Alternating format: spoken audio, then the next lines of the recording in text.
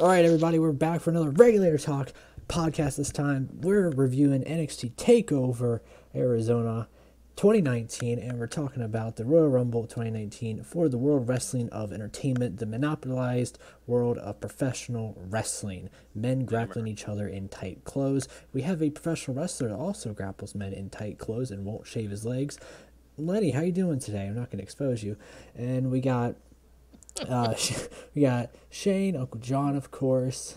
You guys miss him. He hasn't been on forever. He never uploaded the podcast that him and I had because it got corrupted, which was really sad because it was a good one. Zach, good old Zach Zero, the uncrowned hero, OG, and the man, the myth, the legend, the one and the only, the real Chris Mullins Jr. How you doing, friendos? What's up? Wow. Chris Mullins. And to add on to things, Uncle John's actually pretty corrupt himself. Oh. I'm more intrigued on what you mean by a fake Chris Mullins Jr. Yeah, I want to know if there's a fake What are me you running not around telling somewhere. us? Are you replacing us again? No, this is the real Chris Mullins. You know how like Yeah. the real Daniel Bryan? Did you have the fake one on here? No, I'm talking. You guys know the real Daniel Bryan, right? Damn it, Tyrell. Oops. Wasn't supposed to say any names Dang out it. loud. So let's talk about NXT. It was pretty good. They had like their little video package of it being a bunch of like, we're in the desert and it's hot and there's snakes and about, and the War Raiders. There's a snake in my boot. There's a snake in my boot. War Raiders had a pretty good kickoff entrance, and guess what, guys? We'll talk about their match against the Undisputed Era, Mr. Bobby Fish. Not Bobby Fish, Kyle O'Reilly and Roderick Strong. Bobby Fish was there and he had his little golden bell. However, he kind of just left. No Adam Cole. It was very weird. It kind of makes you feel like, I wonder who's getting caught up soon, you know? I made this call during the show where I said I could easily see that now. Like, with the way everything planted tonight, I could see that. Yeah, the start of Undisputed Era is pretty odd. Well, Adam Cole as was in now. last year's Rumble. Yeah. I don't know what they would do with Bobby Fish if he's not a part of like a tag team with Kyle O'Reilly. Like, Yeah. I mean, Well, that's why I said I feel like all four of them are getting called up, or they drop one of them and then three of them go. That second option is probably what Yeah. they're gonna do. And then Well, yeah, Undisputed but- Era kind of just falls apart potentially in NXT. So, well, I don't know. that'll be really tough. Like, yeah. they're like the best faction. Yeah. Like, the company. Yeah, by far. In the company, like, it's not like, name other good factions in this company right now. Like, it Who else was. we got? And main Sanity, the Lucha House Party. Yeah, oh, dude, Lucha House Lucha Party. House Still Party. is the New Day. Dude. Why are they Dude, even on the when worlds top of a collide, great WWE They're faction? gonna. Authors of Pain and fucking Drake Maverick. That's barely a faction. That's like a tag team and a half. 2.5 men. Yeah, it's 2.5. Authors of It's- yeah. Pee in Our Pants. But yeah, that would suck. No, to continue on with the match though, every match tonight, oddly, even though they went under time, every match felt like it was just a little longer than it probably should have been. And we'll especially get to two matches in particular that felt like they were longer than they probably needed to be. Every match was great though.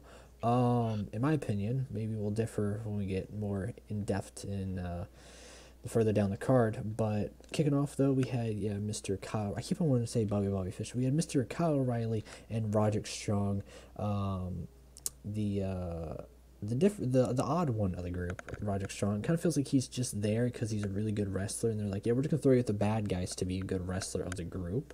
Because they don't have a powerhouse there, but they're all good wrestlers. But they're like, let's give you an even better wrestler than normal, and kind of just keep them tied down with you guys in a tag division or whatnot.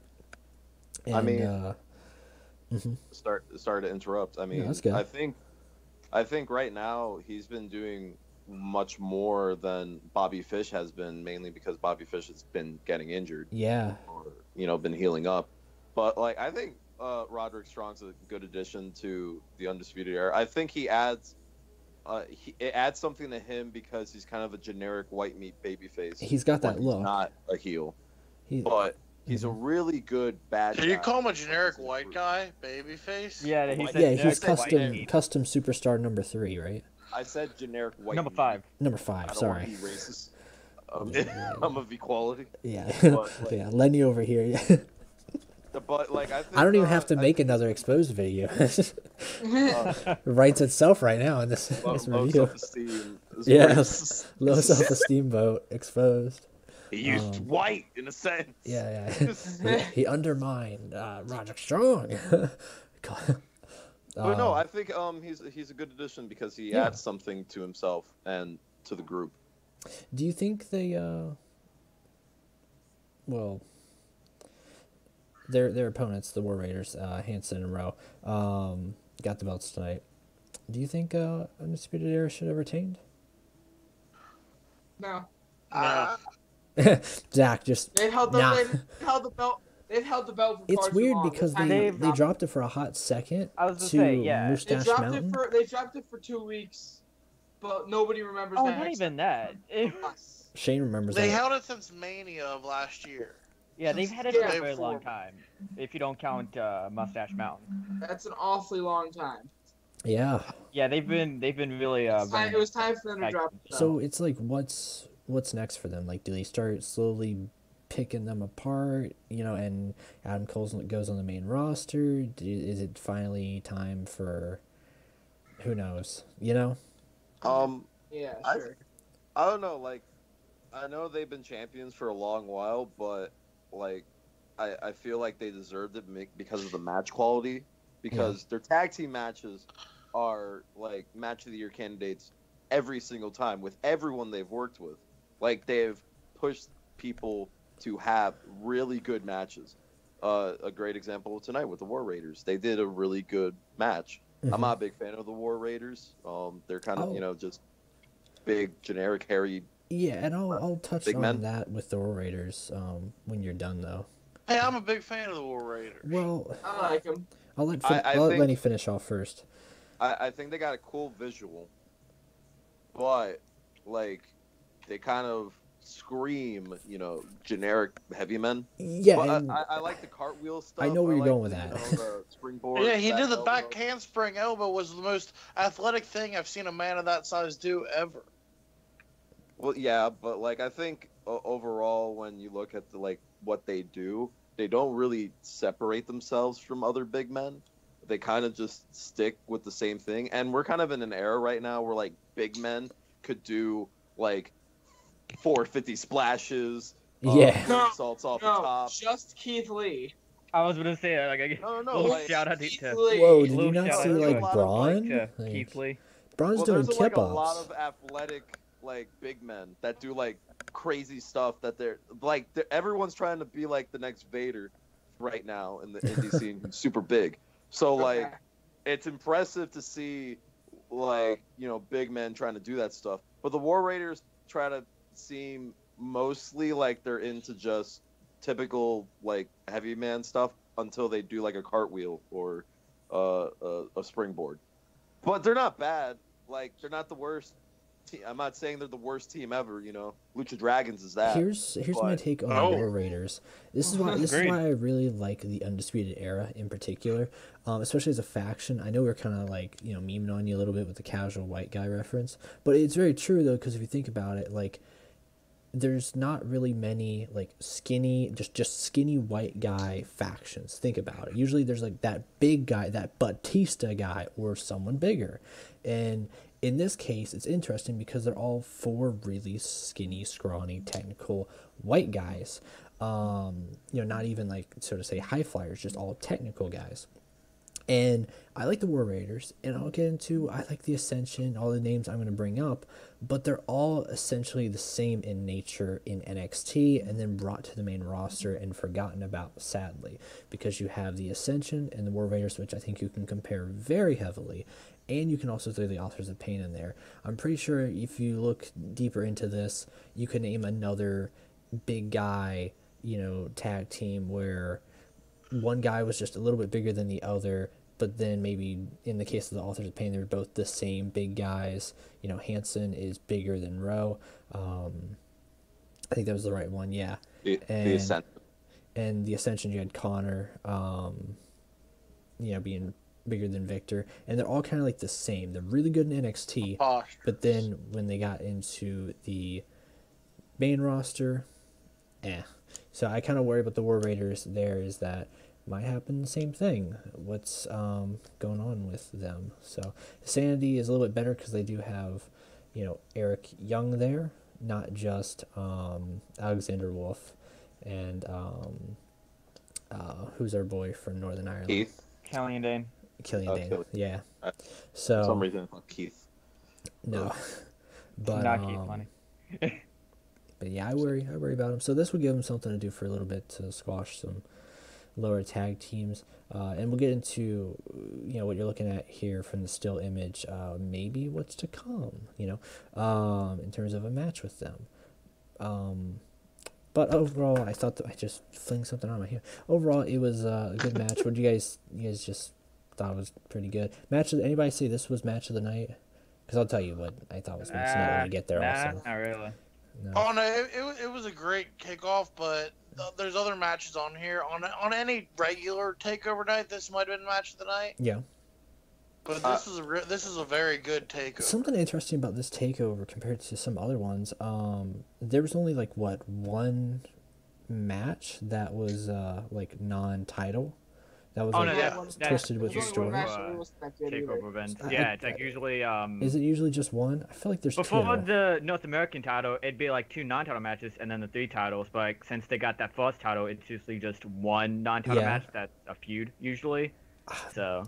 I feel like also that's with pretty those, much the takeover format. With those guys that are getting called up, like Heavy Machinery, EC3, and all of them, like it's really. It feels weird because EC3, I feel like a guy who should have been at this takeover.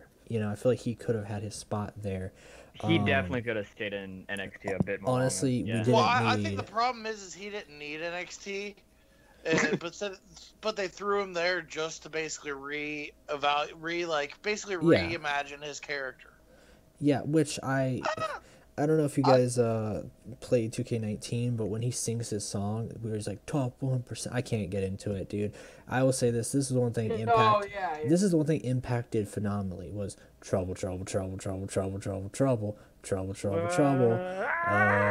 I don't want the world to ever forget that. That is the greatest part about EC3. Say what you want about the whole Dixie Carter thing and the relationship there and the storyline. I think if they could have found a way to buy that song, the copyright or whatever, that'd be phenomenal in WWE. They could. But I'm not crazy about the top 1% song. So, if I could say, I think the tag team matches should stop being the openers. Oh no, I disagree. I don't disagree there. It kind of gives. The tag team matches are so good most of the time in NXT that they should not open the match. I know it's a great way. It's an amazing. Well, that's the problem is when you only have 5 matches, you want to start the show up strong. Last time we had Matt because you have your squashing. cooldown matches. You had 2 essential cooldown matches because I'm going to tell you right now. By the way, before we even get to that match, the Women's Revolution ended tonight. Congratulations to everybody who tried. You won the Revolution. Okay, we'll get to that. We'll get to that when we get to that more. Yeah, but congratulations, it's over. But then they also already had the Riddle and Ono match. Yeah, and that was last takeover, right in the beginning. So last takeover that was the opener. I feel like honestly, that's where EC3 would have fit in. I would have rather seen an EC3 or a Velveteen Dream versus Matt Riddle. I don't know how you're gonna make it make sense, but I would have rather preferred that. Are we jumping straight into the I mean, it's the NXT rating, so probably do it. Yeah, well, that's the next match, right? Well, yeah, sure. Yeah, I think it was. Are we gonna rate? Yeah, it was. But are we gonna rate the tag team match? Give it. This is a real big throwback here. How many fat men doing backflip, handstand, elbows to the face? Would you give it? I would give it like 8 fat men 10? Okay, doing cartwheels out of 10. Yeah. I think it was a pretty good match. I liked a lot of the stuff about it, and they did a really good job of keeping everyone interested the whole way through, which I think, like, not many people during this show did well, but I think they did it tremendously, and I'm a big fan of the Undisputed Era, and I think they did a really good job.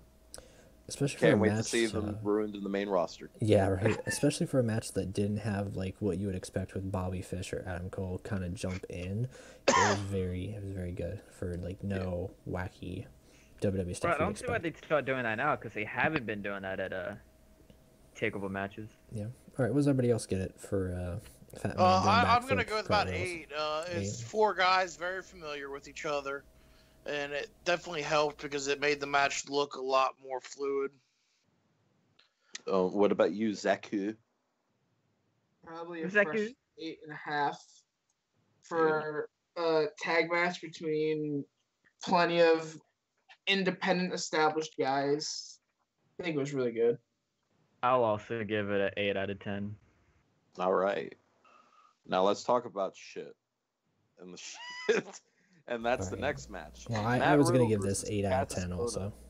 We did not need this again. Sorry, you're the host, so I'm just... I know. Yeah. Lenny's taking over. Lenny's the leader now. Yeah, follow the leader. All right. Your podcast. Tell us about the match, Lenny. Okay. I'm sorry. I just had to really... Please don't. I would not be able to handle listening to a Lenny podcast. The Low Self podcast. What? Okay. Casasono versus Matt Riddle. I want to hear everyone else's opinion. Okay. He hated it. It's definitely a match that shouldn't have happened again. Because usually takeover matches are matches that are like built up as like, first time ever matches. And not matches that have already happened on NXT TV. So it's definitely something like for it being the third time that this match has happened, it definitely wasn't needed. Vinnie Mac booked a beating up the fat guy match. Yeah. I loved it. It was actually Triple H that booked the match, but Triple H. You don't know who booked the match. Vince could have booked it. Yeah, you don't know. You don't know anything. It's like Vince is like, I'm gonna book this one match. What about you, Zach? I enjoyed it for what it was. Bro. Yeah, I mean, good match. I was gonna say, by the way, needed. Best theme song on the planet is definitely. Bro. Yeah. They could have picked a more stonerish song for Matt Riddle. You think they let him smoke weed? No. Yes, Matt Riddle openly smokes weed. Well, yeah, but like, he probably stopped when he went to the Fed. Okay, well, that's a question I also want to bring up here too, because another thing that can I sidetrack for a tad bit? Yeah, that's no problem. Yeah, it's good, bud. Okay, so another thing that came out actually within the last 24 hours is that Lars Sullivan has lied about his whole panic attack thing because he does not want to take the main roster drug test. Is there a drug test that's different on the main roster than there is one in NXT? That makes me question, because wouldn't he be taking the same one in NXT? Or is there a more lenient one, which is why Matt Riddle's able to perform in NXT? I can see that. I mean, there might be... I don't want an answer from you, Shane. I was asking someone with maybe a little bit more knowledge on the situation, like a Lenny or a Tech, not a Mark. Who's just people can smoke weed every day. It's TEW. I have no idea, honestly, when it comes to the drug test for NXT. That's what it confused me as to when someone brought up the fact that he didn't want to take the main roster drug test. I was like, well, hasn't he been drug tested down there?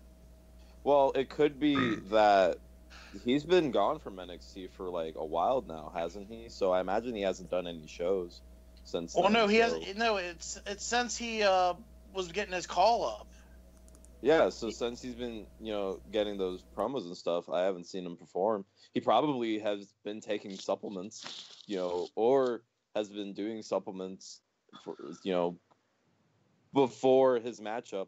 But I don't know. The drug testing in WWE is very weird like if they see something in your system that isn't like regular, it's normally like you're suspended for 30 or 60 days. Well, they test for they're a very extensive drug test apparently, because from what I've seen is they test and they can tell everything that's in your urine. They're not looking for specifics to where like, because there's certain drug tests out there that'll only catch it if it's like heavy marijuana or like crack or something serious. Yeah, but like my prescriptions don't pop. Like I've taken drug tests for workplaces and for other things, and it's never popped up because I take prescription Ritalin. It's never popped up on any drug test I've taken. Yeah, but I think with WWE that if there's something that you did not like file, like Adam Rose got in trouble a long time ago for not reporting for the same stuff. medicine. Yeah, he takes ADHD medicine, and he got suspended. He got yeeted out for it. essentially, or no, he got yeeted out for domestic violence or something. Well, no, it was all this ties in with the fact that then he got all pissy about the fact that he got suspended for taking stuff that he wasn't prescribed. So who really knows? Because he was addicted. Because he was addicted, and he's gone on to say that that was all on him, and he thanked WWE because after they fired him, still put him through rehab. Yeah. But I don't know. Like the drug testing is so like extreme in WWE, which I understand why, because you know we've had many people die from. You're a publicly traded company too. Yeah. So, I'm gonna try to do research on that. I'll find out what. As a that's what, like I wrestler, definitely like. I'm not trying to shoot on anything there. I'm like it's a genuine. Yeah. Because I heard that, and it almost seems weird because I'm like, why would it matter if he was in NXT this whole time? Because you're going to tell me he didn't take one drug test in NXT? Mm-hmm. Yeah, because the WWE seems like you. Because it's also not like he's gained a bunch of muscle mass either from the time. He's been the same size since he debuted. Yeah. He's been that big, giant mammoth of a human since he debuted. So it's not like he all of a sudden gained size where you're like, oh, yeah, that guy's definitely been juicing lately. So as a wrestler, Lenny, how many cups have you had to pee in for a drug test? For like bookings? Yeah. Do So any of these I was gonna say, do any Oh, of those okay, smaller so- companies get you?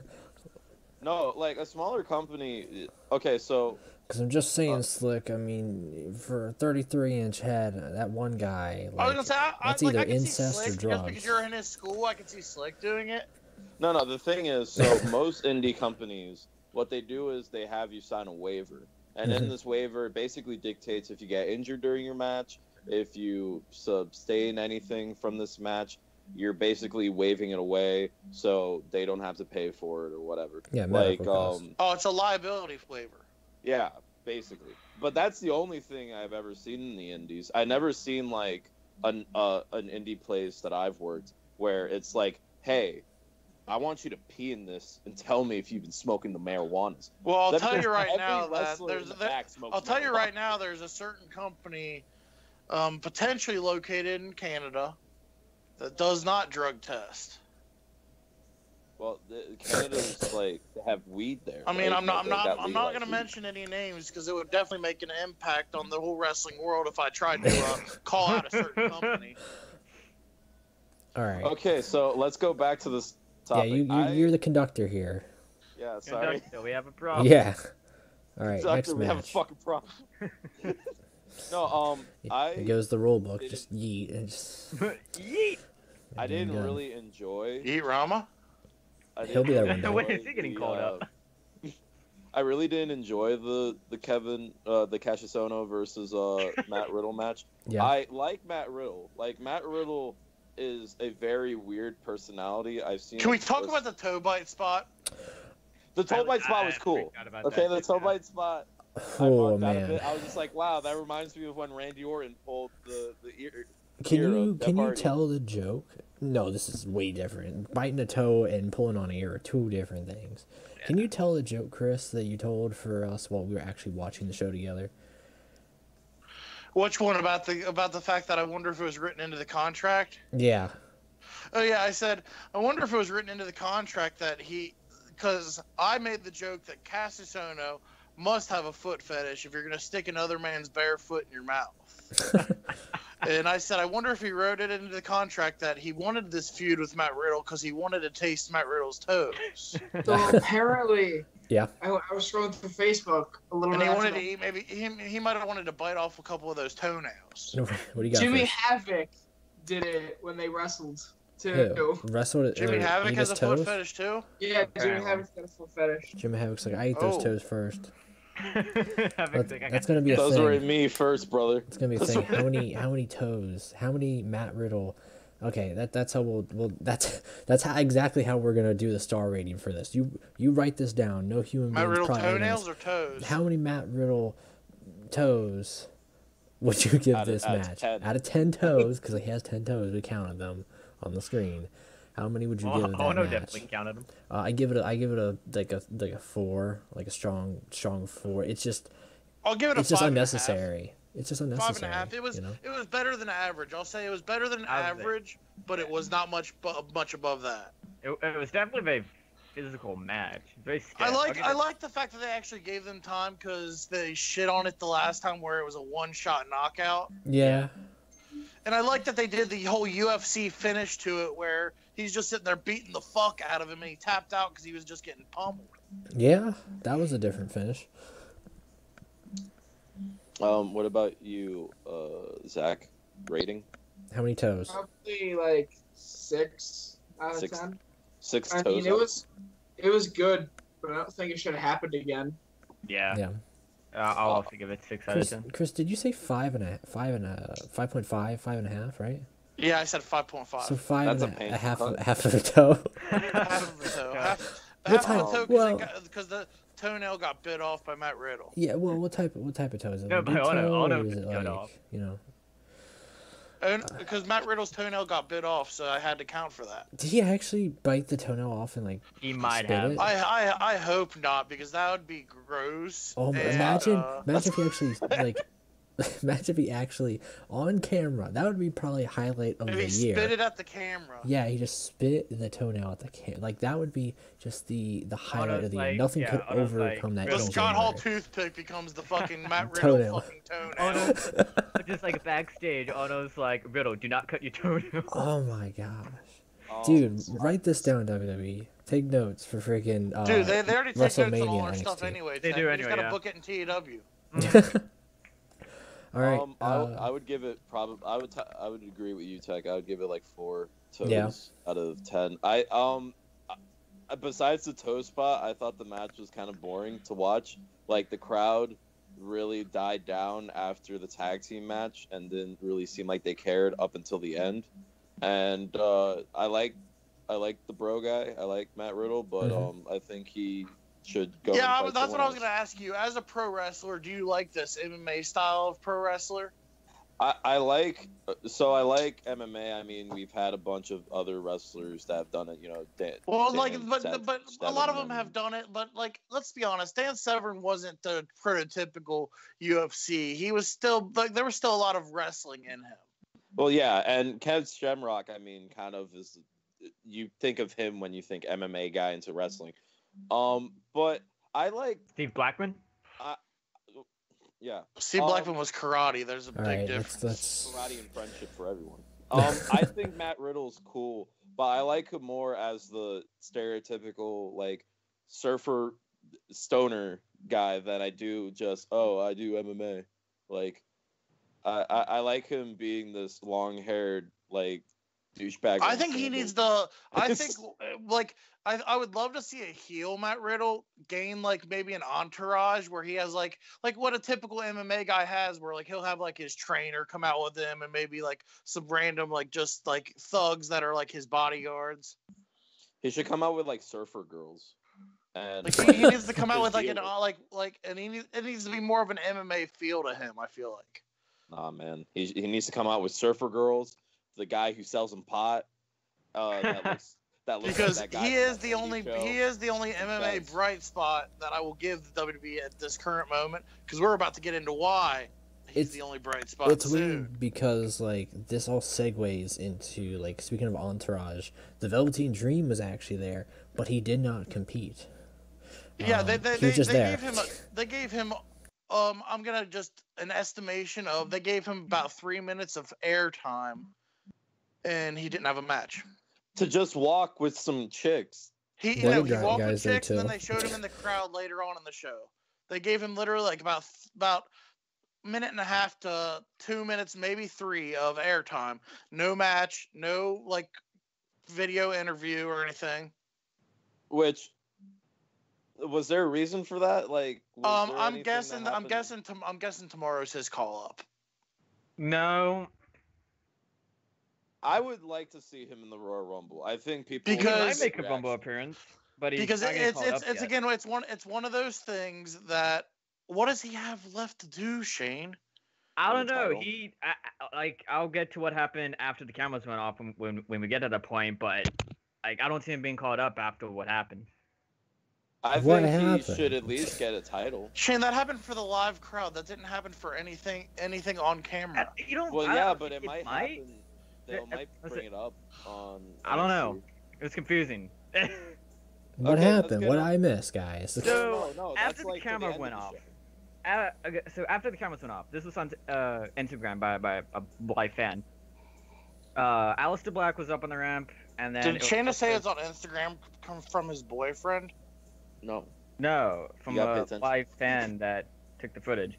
It was Ciampa and Gargano on the stage, and then Black, obviously, and then Adam Cole came out, and then The Dream, and then Ricochet, and then it was like this like big brawl between the 6 of them, and it was very odd. That's weird. Yeah, I know. Especially when it's Adam Cole. Like, why is Adam Cole though like not with the Undisputed, but like just by himself? I don't know. Okay, let's go on to the next match, which was... We're not going to introduce our new guest that just joined. It's the Stoner Man. Welcome to the Regulator Talk podcast. Finally, another one of us is here. So, East Coast boys. East Coast boys. Oh, no, I was talking about stoners. Oh. Matt Riddle, you already missed it, Cole. We already talked about Matt Riddle and stoners. Sorry. Yeah. Yeah, you missed out there. Next up is Johnny Oregano taking on Ricochet. Why you call him that? It's Johnny Oregano. Dude, how long have you known me? Dude. I have always called him Johnny Oregano. Yeah, exactly. I think that we probably call him Johnny Oregano more than Gargano. Like, why? Because he's Johnny Oregano. Because when he first debuted, literally, they couldn't decide if they wanted to call him Gargano or Gargano. So they literally every other time someone would say it, they said it every time. So I was just like, you might as well. So me and Tech were talking about that, and Tech had mentioned about the fact that you might as well call him Oregano. See? Oh, okay.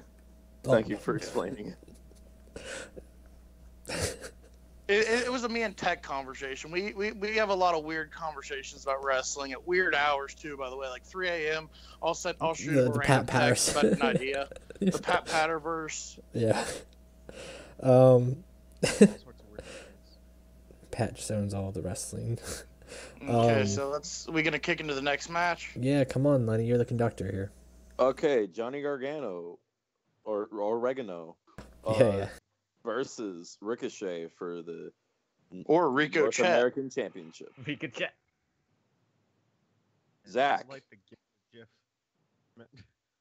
Zach, what did you think about it? Awesome. Mullins. Great opinions. What's up?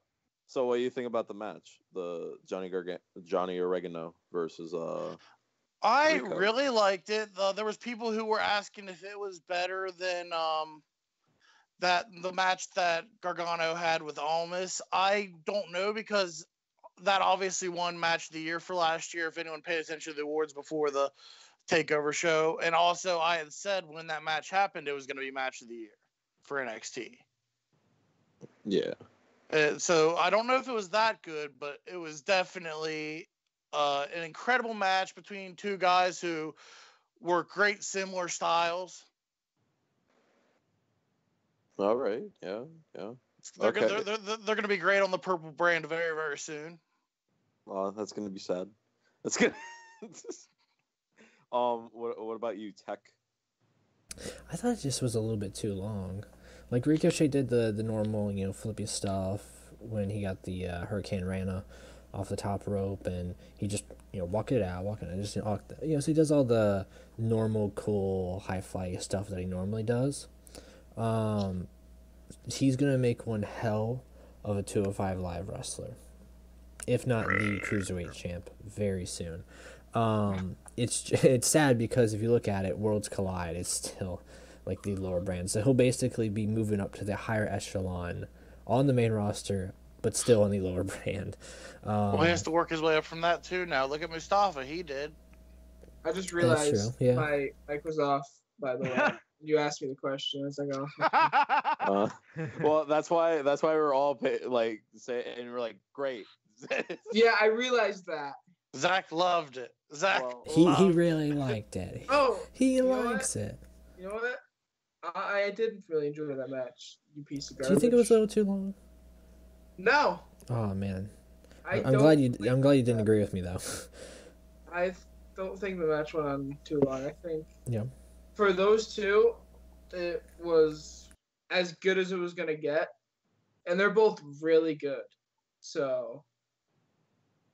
What about you, Shane? For me, it was match of the night. I liked it. It had a lot of great spots. I think the right guy won. Like I called it that. I said when Gargano was gonna win. Yeah, we know. Obviously, Shane, the white guy did win. Yeah, Shane. I told you to quit bringing race into this. Yeah, what's wrong with you guys tonight? Generic white guy. Listen, we gotta be racist tonight. Wait, listeners, he's not racist. He's lying. He has a list. He has a really terrible list. The white guy won. What about you, Cole? Oh, my phone just dropped. Okay, so. What do you think of the match? I mean, I thought, it had the perfect amount of the normal Ricochet spots. Plus, I haven't really watched NXT that much, so seeing Johnny Gargano. Props to Oh, sorry about that, Cole. Real quick, just before I forget, props to Johnny Gargano for the Cleveland Cavaliers style attire tonight, representing Cleveland. Johnny, I do have to say. Johnny, continue, Cole. He's never had a bad match at a takeover, and I think he really proved it tonight. I mean, I still wanted Ricochet to win, just to see Johnny Gargano flip the fuck out again. Has Gargano had a takeover match that was that you would honestly rate, because I don't take certain people's ratings into consideration, that you would honestly really rate below a 4.7? DIY versus Revival. You would rate that below 4.7? Really? That's Are you the match okay? I was thinking would have been the 4.7. Are you? That's the match. I personally didn't like that. The more singles matches that he's had have. But I feel like the rest of them were either like high 4s or a 5. Well, I believe some of the ratings are personally low on the Revival to begin with. But... Oh man, we got a Young Bucks fan. Zach is getting heated now. I can feel it. I can feel the tension. Zach, no. And so I've come to like the Revival. I didn't like the Revival at first, but I have come to like them. Cole try and rub some dirt on the Revival's name. I just blocked out whatever else the conversation was. I'm rubbing dirt. Like some people. How dare you say any Revival match is bad? The only I'm not saying it's bad because of the Revival. Oh, but you said it was a bad match. Yeah, because they put two singles guys together and made them a tag team. Well, that's how tag teams work. Yeah, that's how you make a tag team. That's how you make a tag team. You see factors in which both can play out. That one, it was just, let's put the guy who kind of looks homeless with the angsty teenager who wears a jacket constantly. But they were teaming up. I don't think. Hey, Cole, you're about to get one of those little leather vests. Don't be ripping on it.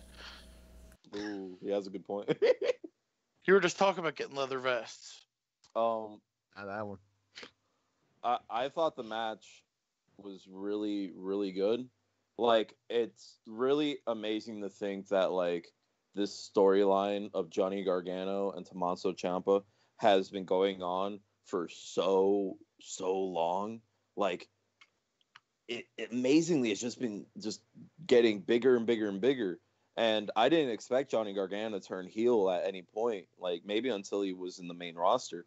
And to see that because of how his friendship with Tommaso has just been affecting him. Tommaso Man Randy Savage. Sorry. Like, to see Write that how down. it's been affecting his friendship and his life in the ring is really, really interesting. And to see that it's still going on even after the match is cool.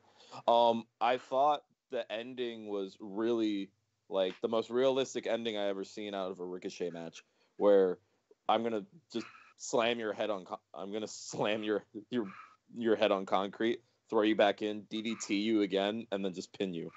I'm not a big fan of Ricochet. I think he's a really athletic guy, but he wastes it on just doing acrobatic shit, and he's always seemed like a very generic, bland guy. But that's my thing about it is I don't think I think I agree with you on the whole flippy thing. My thing is why I put Ricochet above a guy like a Will Ospreay or a Sabre Jr., guys in that same general area, is I feel like he has a little bit more of a swagger to him. Like he fits more of that like cool guy look rather than like the hey, I'm just happy-go-lucky. He kind of has a swagger to him. Plus, he's been doing it for years. Yeah, but Helios, doing it wrong for years doesn't make it right. I don't know. I've never been a big fan of, like, let's do a million flips in a match.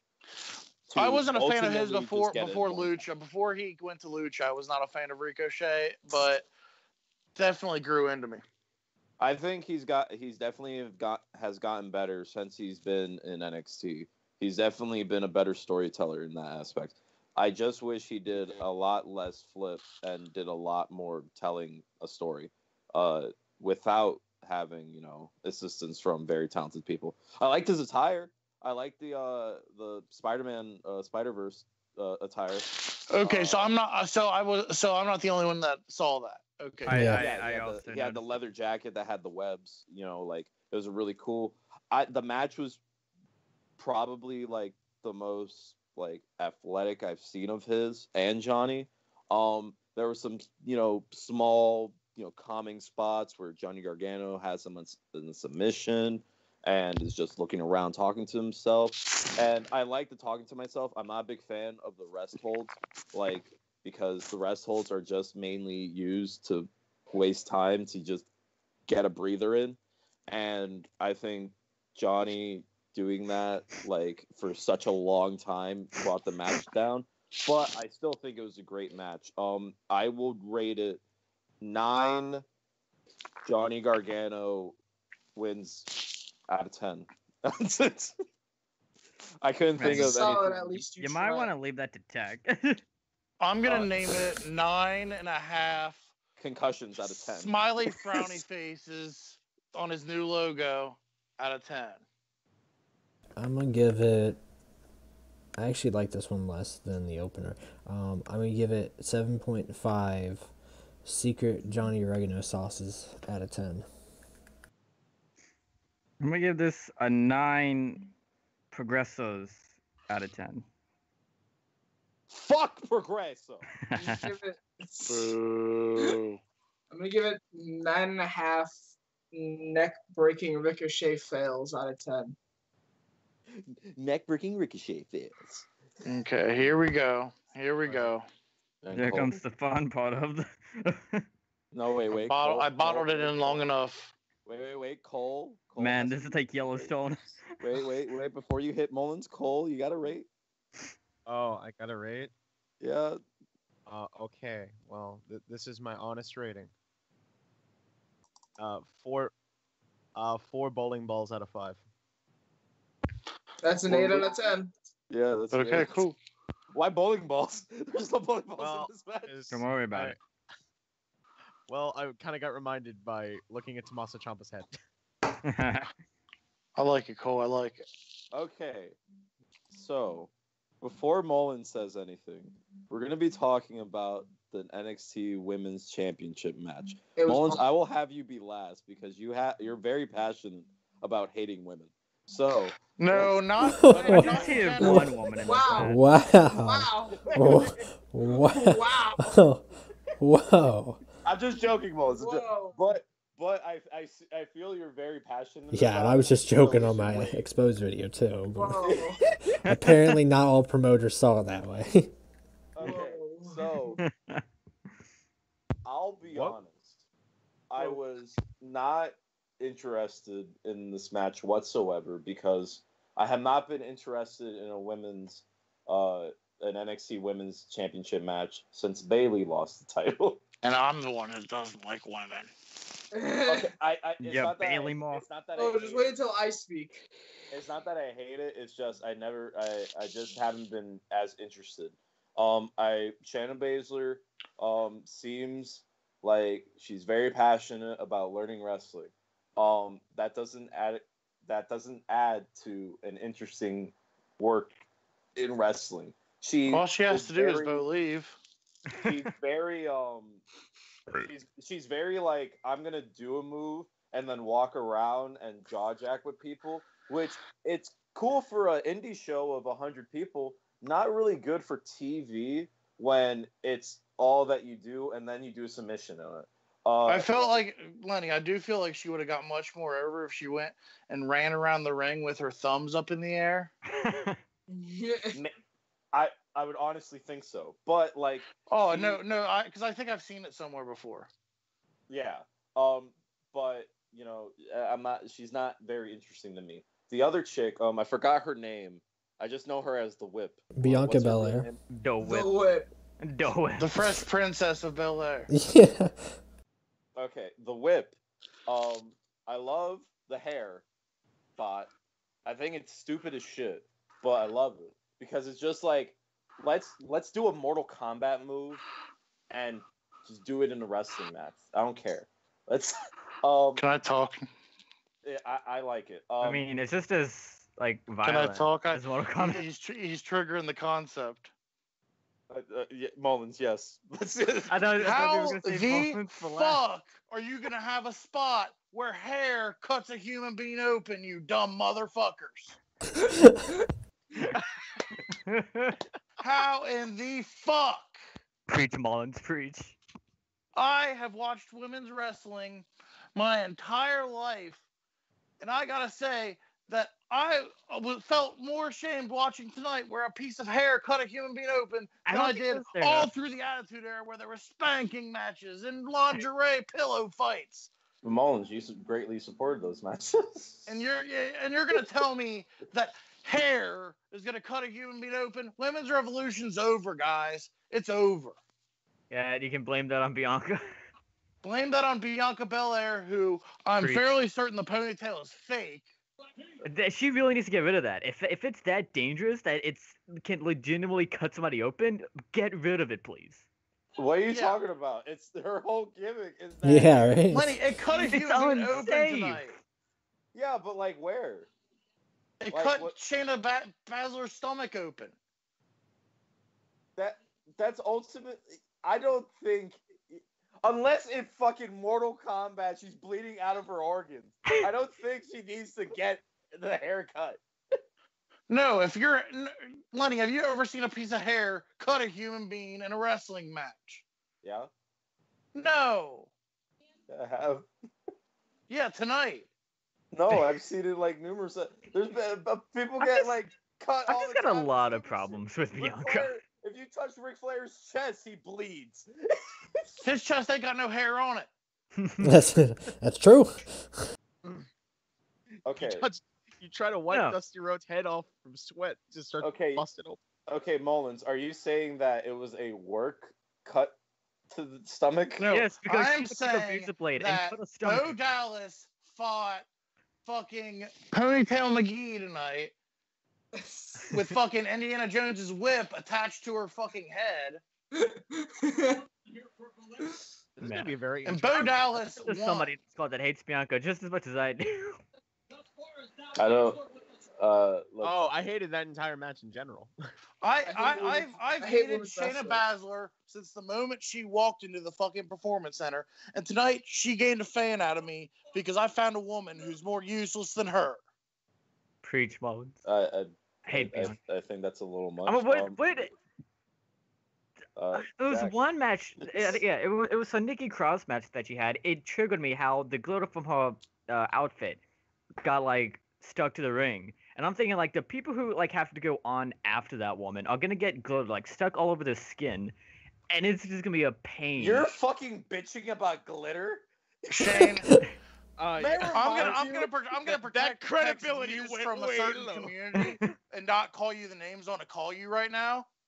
Shane, like spray tan would get stuck in the ring. Blood gets stuck in the ring. And you're bitching about fucking glitter? About makeup? Saying, the woman has excess glitter on her outfit. It's unneeded. So my thoughts on the match was that the match was just a little too long. It was just a little too long. Like where Johnny Oregano and Ricochet. By the way, it was way too long. Where Johnny Oregano and Ricochet was long, this one was also long. This one might actually feel like it's one of those cases where with Cassius Ohno and Matt Riddle, that should have been a shorter match. It wasn't even 10 minutes, Jack. Hold on. I'm saying it should have been a longer match the first time they fought. It shouldn't have been just a quick throwaway, but then the second time, he should have smashed through him, because he's already beat him 3 times, essentially. So, yeah. Whereas this, it's Shayna Baszler, and she's already got her 2 even beefier females with her, so you would think that Bianca Belair and her big gold hoops would not stand a chance, but they did make her look strong, and then she lost anyways, so who knows what will happen there with Bianca Belair.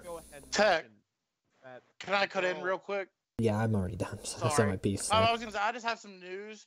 I was just gonna break it because we might as well, since this is basically a podcast. Jack Swagger won his Bellator debut tonight. Hey, that's pretty good. Hey, that's pretty good. One step better. Tap out in round 1. That's good. That's really good. First round submission. Good. That's good. That's actually fantastic. So Cole, what did you think about the women's match? Well, that was probably the worst women's match I've watched all of 2019. Really began it. Well, yeah. I fully blame Bianca. I blame Shayna Baszler even being on TV. I think she needed a little bit more time to perfect a gimmick. She has a gimmick. You gotta believe in Shayna.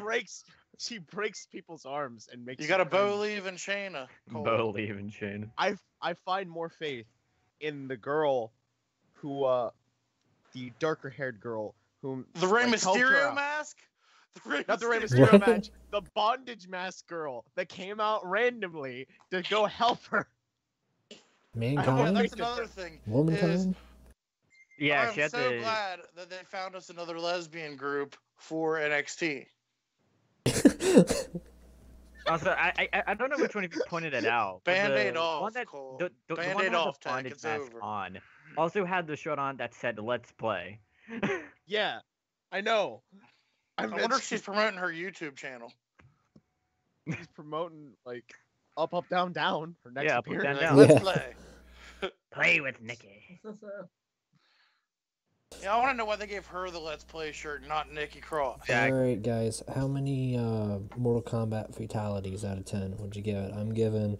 I gotta give it a 4 also. This is the like I like what they did with I like what they did with Bianca Belair, but I feel like if she would have won, it would have made it all worth it. But because at the very end, it just wasn't worth it at the end. I think so. I agree with Dom. However, I'm going to give it a 3 because Shayna Baszler was involved. I'm gonna give it a 3.5. I'll give it a 1. I'm gonna give it a 5. I think the match was just average. You're average. Really? I don't know. I thought the match just lacked creativity. I liked one spot where they used the hair. They pulled the hair so she could hit the metal post. Oh yeah, that's pretty cool. I thought the match itself was just very. Let's do just safe stuff so we don't fuck anything up. So the beginning, let's do an international. I hit the ropes, hit you with a shoulder tackle, back and forth, up and overs. Let's just do simple shit to try to get ourselves over. While the whip is very athletic, I think she still needs a little more work. And Baszler, I think if she had like a faction, like an actual people if she had a manager or someone to talk for her, she would be way more interesting of a person to root to hate or root for. Besides that, she's not really good at being a bad guy or even to be threatening. I mean, I know she's like a lethal weapon. She's a dangerous chick, but like, she's not very vocal, or she doesn't give herself a presence. Yeah, that I thought it was gonna be way worse for Mullins. I thought Mullins was gonna like say a bunch of profanity. I thought we were gonna censor this podcast. Main event. So we had Tommaso Macho Man Ciampa, as stated earlier. Also, bowling ball Macho Man. Yeah, the bowling ball man Ciampa taking on Mr. Aleister Black. I'm glad Ciampa won. I'm very glad. This was a great match, phenomenal, and my opinion was match of the night. As with most main events and title matches should be, also in my opinion. But not only with that, Look at us. what was that? There's a lot of mind games. Aleister Black. It wouldn't be an Aleister Black match unless he did the same like I'm gonna sit on the ground thing. And I thought how Ciampa played back with him. There were a lot of feet in this pay-per-view. I'm just saying, like, if Tommaso Ciampa would have been barefoot and would have gone to kick Cassius Ohno probably was a booker for this show. Aleister Black, then more toenails would have got bitten off. So, but no, it was really good, and especially at the very end when we're like, they're stalling. I don't know what took Johnny Oregano forever to get out there, but then hashtag bad boy DIY. So hashtag 2-man power trip 2.0. Okay, well, I wouldn't say that, but all right. I mean, it's kind of heading that way. I mean, no, because 2-man power trip was not a real thing. I mean, it was for a couple months, and then Triple H chose they were Squad. never called the 2-man power trip. They were called Stone Cold and Triple H. Anyways, you get my point. So, Zach, what did you think They were the about 2-man power trip. So let's talk a bit about the match itself before we go into like the aftermath of the match. It was amazing. Clearly, I kind of wish we got another Tommaso Ciampa just like kicking or pushing Nigel McGuinness. I think he was the one who did it last time, right? No, it was Mauro Ranallo. No, I thought it was Nigel that did it too. No. He has a history with Nigel. Nigel kind of fired him from ROH in storyline. Yeah, because Nigel was in charge during that thing. Yeah. Mm-hmm. That makes more sense than, hey, he's pushing around Mauro Ranallo, the guy that everybody overhypes as an announcer. Whoa. It's not overhyped if it's all true. All right. So how It's many? like he's the modern JR. They're both. He's a sad Italian. How many? Aleister Black is never gonna win the big one from Ciampa. Would you give it? 10 out of 10. Would watch again. I'd give it a solid 9.5. So, I don't know. I feel like it was just missing something. I don't know what it was. It wasn't a Johnny Gargano interference, that's for sure. No, we didn't need a Gargano interference. Exactly. I think it just needed like a more for its storyline. I feel like the storylines for for both titles, both singles titles, is just Johnny and Ciampa. Like, well, I those think at two this are point, mainly the focus. we're about to see they're gonna have to basically reboot NXT because I feel like there's about to be a lot of call ups in the next few months. Well, I mean, it's not going to be a reboot. It's just going to be like. Well, when you have a full roster of guys that were not doing anything that are going to be pushed up to the upper mid and then the main event, that is basically a reboot. Well, yeah, but like, I think it's more of a reestablishing than anything. Like, yeah, because like I can probably count at least there's about 8 names in my head floating around right now that I could see by the SmackDown after Mania being up on the main roster. yeah. I thought the main event was it was a great match.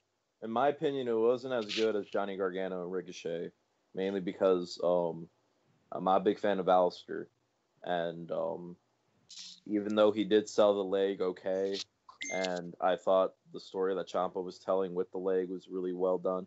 There was a lot of like very long just pause spots. You know, there's like, you know, realizing spots and, you know, of just like sitting there or, you know, just having a submission hold or, you know, by this time the crowd seemed like about done. And then when they were starting to do more and more, the crowd was getting more hooked. But I think the match was really good. I don't think it was better than the North American title match, but I still think it was a really good match. I would give it at least 8, you know, 8 out of 10. Alistair will never win. All right, anybody else to give their take on I'll it? give it that good old 9.5 out of 10. I gotta go 10 out of 10 on this main event. Thank you. I was really hoping I wasn't gonna be the only person. I gotta go 10 out of 10. I was wondering why no one else besides Zach was doing it. I think if it just had like a better, more personal story going along, like Alistair seems second fiddle to a story that's mainly just Johnny and Gargano. Johnny and Gargano. Johnny and Gargano. I'm sorry. Yeah, they're really. Yeah. Tired. I'm more of an oregano, actually. Yeah, it's oregano. I don't know who this Gargano is that you speak of, Lenny. Oregano and Ciampa. And sorry. Ciampa Man. What? Okay. Bowling Man. Question. Yeah. Was this a normal match or no disqualification match? No, it's a normal match. It was normal. Okay. Which, by the way, I think this was the first NXT Takeover in a while that there was not a gimmick match on the card.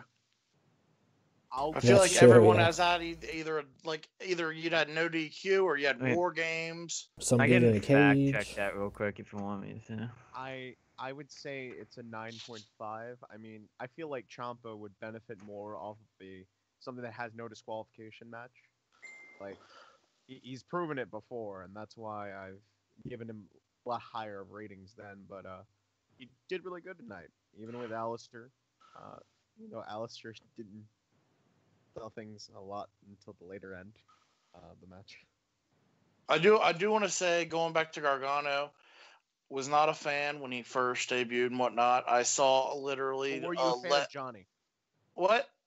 Were you a fan of Johnny? John, what do you mean? I just said the tag team, Johnny and Gargano. Oh wait, to go on what Mullins. No, Johnny and Ciampa. Don't worry, I made the same mistake, and everyone clowned me for it, including you. No, I was only talking about one of them. I was bringing that back up. To continue on what Mullins. No, I like Ciampa. Hey, Shane. Shh. I like Ciampa. I think Ciampa has a definite future as a top tier on the main roster. I don't know about Gargano, but I could see it. Gargano's a fantastic 205 Live candidate. I think he'll be a good United States champion. I think he could be a very good he could be on that same level where Mustafa is right now, where you could teeter on where, hey, if there's happens to be a multi-man world title match, you'll get the nod for that last spot in the match, but you're not winning it. Oh no! By the way, Mullins, the last takeover without a gimmick match besides this one was Brooklyn 3. And that was a long time ago. That was like Brooklyn, not this past year, but the year before that. 2017. Yikes. Yeah, so yeah, I love been gimmicks. A while. Okay, let's go to the aftermath. The full rating. Full rating of the show? Oh man. Yeah, oh man. So hold on, real quick. Well, we should talk about the aftermath first. Let's give a round of applause to Lenny for conducting this podcast alone. I love the fact that Tech just absolutely gave up on being a host for his podcast. I was like, you know what? Here you go, you big-headed bastard. You can run it. Yeah. You know what, Lenny? I feel like you're more insertive and I'm outsertive, so you insert yourself into taking over everything, please. Well, this show was called Takeover. This is why it's called Takeover. Yeah, we let the Regulator B talent. Takeover. Yeah, we let the B talent of Skype take over. The B talent. I'm a B plus player, brother. You're solid. You're solid D plus player. Yeah, of Skype. The Brian Adams of the organization. We know who the real A plus players up here: the Batistas, the Triple H's, the Randy, the Ric Flairs. I'll kick your ass. Stevie Ray over there in the corner. Well, no. I fucked up. I'm about to see you. Wow. You're right. What's wrong with Stevie Ray? It hurts, why don't ya? Yo, fuck you, Big John Stud, trying to insult me. What is wrong with Stevie Ray? You understand me? You're calling me Big John Stud? Come here. Okay. Yeah, come here. Okay, let's talk about the aftermath first, and then we'll give it an overall rating. All right? Okay. Cap it off. And then we'll do the Rumble predictions for the part 2. So after the match, after the stalling and the multiple recaps and replays, if you've ever watched professional wrestling and you look at the clock and you're like, there's a good bit of time left, you're probably like, something's going to happen after this. Most of the time, something happens. In the case of the one takeover where Ciampa just had enough and threw Gargano into the side of the Tron and beat the crap out of him and sat down on top of the had the debut table. of Undisputed Era at the one. Well, I was saying in that, like, they kind of swerved you because they put the logo there and then they took it away, real quick. This time, there's no logo. We waited, and then Johnny Gargano came out. He looked, and he put up the title, and, they didn't beat each other up. He didn't do I'm going to challenge your title with my title type of deal. It was just a, hey, we got the titles, boys, type of deal. So, it'll be very interesting. I think, it'll get people watching NXT Weekly, hopefully. So. I definitely feel like Ciampa was taking too much time because you could tell the production was stalling because they kept going back to replays. They kept literally replaying the same thing. I don't know, maybe. Yeah. What do you think about that, Tech? Are you excited for a DIY heel reunion? I think it fits in great with the story of, like, you got best buds, get the big ones, lose the big ones, they've been through so much, then the betrayal, the injury, constant fighting, gets the big one, the other one can't get the big one, but the guy who's evil says, hey, I'm gonna let you get the little one, and, I think this will be kind of eventually Johnny Gargano will, snap back into good guy Gargano, because Ciampa's really, he's too much on fire. Like, he's flaming hot when it comes to on the heel radar. Like, yeah, and you can tell with Gargano though, like, there's like where he was about to slam Ricochet on the concrete and then just said, you know what, I can't do it. Yeah, so Gargano's definitely gonna be the one to snap back into it and be like, all right, well, I got this North American title, but I still, can't forgive everything you've given, even though we're best friends. Or maybe he will. Maybe he'll turn them and they'll both be good. It could go a lot of ways, but I think from a realistic standpoint, it would be Gargano just doing this for a while, kind of like the whole Daniel Bryan and the Wyatt family thing, just doing this for a while until he can kind of get out of it. Week and a half. Yeah, well, we don't know. We Or what we about don't know. Randy and the Wyatt family? Look, it's Maybe a little bit NXT. more like that. Yeah, It's that was a NXT. bit They'll longer. wait. It's like the storyline we all assume ended was going to end like right after like Johnny made him tap out and got his job back, but it's just been going and getting more personal throughout. Well, and bravo to them for being able to prolong this and keep this still hot and fresh. With Ciampa when Ciampa was out for like an 8 to 10 month period. Yeah. Yeah, like they really have been pacing this in such a way that has just been incredibly engaging, like throughout. Just the whole entire thing has just been enjoyable to watch. I can't be the only one that wants NXT to go 2 hours. They Yeah. should have gone 2 hours long time ago. Because there's so many guys that literally, like, I feel like NXT has too many guys to where you can't give guys the week off. I can understand you want to see all these different guys and whatnot, but there's certain guys who should just be on every week, and only having an hour makes that hard to do because you have all these other guys that need to obviously work matches. Yeah. Like guys like Kona Reeves. Yeah, you have guys like Kona who I think he's going to be a great talent when they actually give that gimmick a chance. Yeah. I don't know, but it's definitely getting really interesting. They should really consider it. And it's not like, and it's not like, especially because they own all the TV rights to it at this point. So it isn't like they have to go to a company and say, "Hey, can we make it 2 hours long?" Yeah, you just make it 2 hours on the network. Just say it's good. Let's go. And it's taped anyway, so I imagine it would be way easier to. Impact does 2 hour tapings too. Yeah, but this is like, they do a really good hour. Just add another hour, or add in 30 minutes. I think if you just expand it, you could showcase a lot of people in really good time. For sure. I like the whole reality where like the stuff goes on outside of the NXT arena too, that they break in and they'll put on YouTube and whatnot. I like that aspect. Yeah. Alrighty. So, Tech. I'm gonna close this out here. I think he's done like hijacking your studio. So. Yeah, we gotta so we gotta finish it off here. Let's do a whole. Still hijacking it. Still sitting in my chair. Well, yeah, I know. Yeah. Don't flash that graphic at the bottom yet. We still got stuff to go. Yeah, right. Exactly. So let's do the whole rating for the show and your comments on it. So why do you have your own podcast? It's because he's lazy. Because who would give Lenny a podcast? John would. Oh yeah. We live in a world where Tech we'll work on my contract. Well, this is the B show, in terms of we're letting the new talent, prosper, and we're letting them grow. Has known you for like 5 No, years. I'm not the Cassius Ono of this production. He's gonna eat your toes.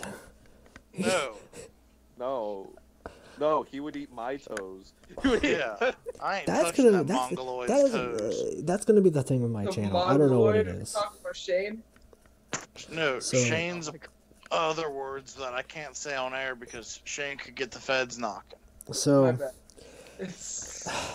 I would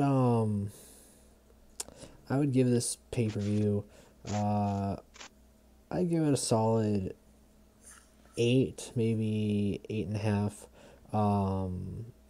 Rattlesnake intros out of 10. I think it needs one more match. I don't know why. I feel like there could have been one more story built match. Like Velveteen Dream. Well, they could have taken away all the Velveteen Dreams 4 minutes, and then also took away the fact that they re-showed a lot of replays. Yeah. And maybe took some time off the Lady Bo match and gave us another match. Yeah, and there's a lot of things of like usually they give you stuff to build off of. For here, it seems like it's like the ending button for Undisputed Era. It seems like War Raiders doesn't have anybody to face. Johnny Gargano and Ciampa and Ricochet and Aleister Black seem like they're all going to be put in some mix somehow, because those are really only notable names. Maybe Matt Riddle might get involved here. Oh no, who knows what's going to happen with him. He'll be facing Trevor Lee in about a month. There's still no one for Shayna Baszler. And Bianca Belair's back to the bottom of the barrel with the Street Profits. So, and Velveteen Dream, who knows what's going to happen with him, because he just had a little 2 seconds or whatever. Well, I can't say 2 seconds, but, in the crowd moment, and the showing up. So, I think there's a lot of questions. NXT, the next show will probably be good, but I think what you said with them having to hit that reset button, as with they usually have to do when they start getting pillaged after Mania around that time, they're just gonna have to really start. I think this is where like Matt Riddle, like a guy like him, is gonna be like really invested in. Kona's probably gonna be a big focal point after Mania. Mm-hmm. I can see him getting his push after Mania just because of the fact that, from what I've been seeing, they're using him in a lot of house shows.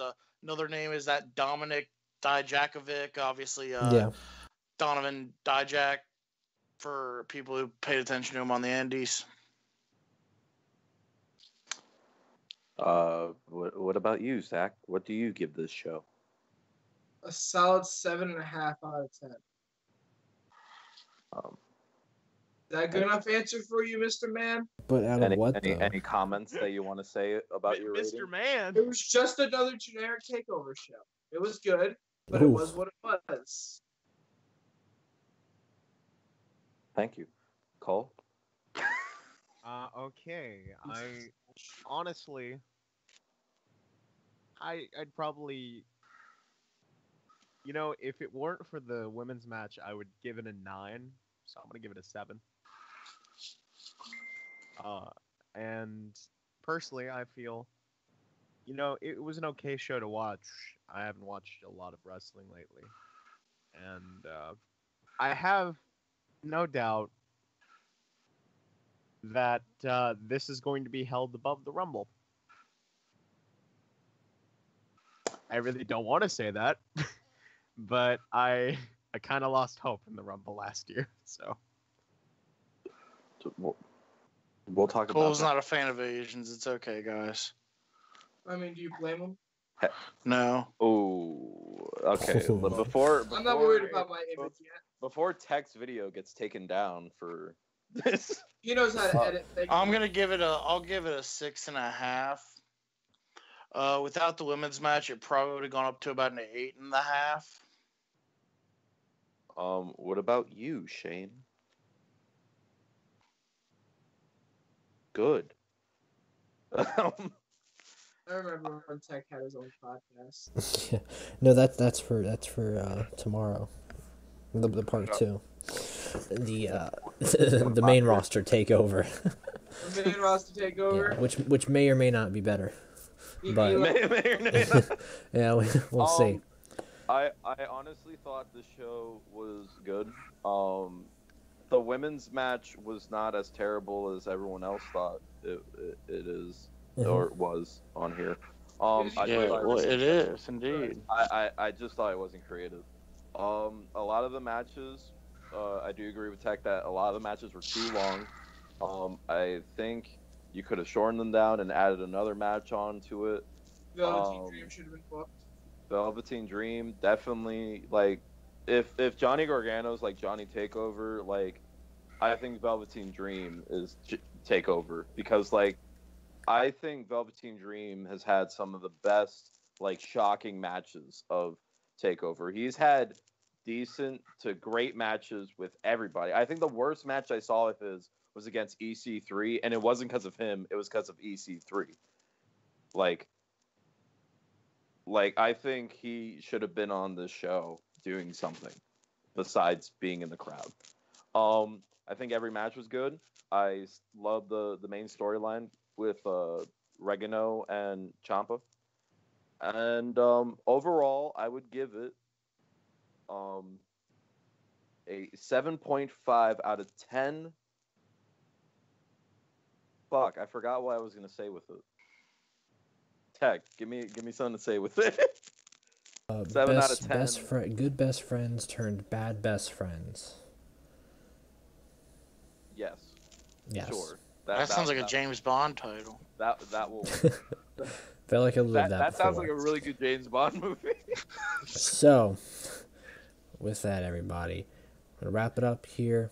Thanks for listening, as always, and we'll take it next time to the Rumble and give some big predictions, bold predictions. And I'm happy I'm actually doing the Rumble with these guys this year, because last year I had to do it with a bald dude who I didn't know.